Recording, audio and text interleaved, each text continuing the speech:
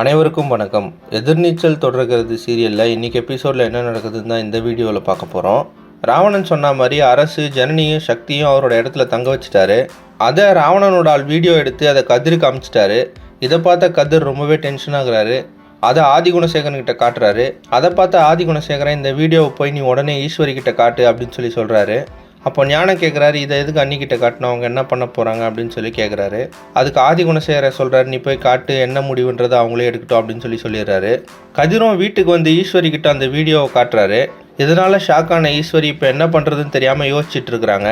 அதுக்கப்புறமா திரும்பவும் கோயிலுக்கு போன கதிரும் ஞானமும் ஆதிகுணசேகரனை வீட்டுக்கு வர சொல்லி கூப்பிட்றாங்க. அப்போ ஆதிகுணசேகரன் சொல்கிறாரு, கேஸோட தேதி தள்ளி வைக்காமல் நான் அந்த வீட்டுக்கு வரவே மாட்டேன் அப்படின்னு சொல்கிறாரு. அதுக்கப்புறமா ஜனனியும் சக்தியும் தங்கியிருக்க இடத்துக்கு அட்வொகேட் சாருபாலா வந்து பேசுகிறாங்க. இதுக்கப்புறம் ஈஸ்வரி கிட்ட கேஸை பற்றி பேச முடியாதா அப்படின்னு ஜனனி கிட்ட கேட்குறாங்க. அப்போ ஜனனி சொல்கிறாங்க, ஈஸ்வரி எல்லாத்தையும் மெச்சூர்டாக ஹேண்டில் பண்ணுவாங்க, ஆனால் இந்த விஷயத்தில் மட்டும் எமோஷ்னலாக இருக்கிறாங்க அப்படின்னு சொல்கிறாங்க. இன்னொரு பக்கம் ஈஸ்வரி ஆதிகுணசேகரனுக்கு கால் பண்ணி பந்தக்கால் ஊன்றதுக்கு ஏற்பாடு பண்ணியிருக்கேன், வீட்டுக்கு வாங்க அப்படின்னு சொல்கிறாங்க. அப்போ ஆதிகுணசேகரன் சொல்கிறாரு, கோர்ட்டு பிரச்சனைலாம் முடியட்டும், அதுக்கப்புறம் இதை வச்சுக்கலாம் அப்படின்னு சொல்கிறாரு. அதுக்கு ஈஸ்வரி சொல்கிறாங்க, கேஸுக்காக தர்ஷன் கல்யாணத்தை நிறுத்திட வேணான்னு தோணுது அப்படின்னு சொல்கிறாங்க.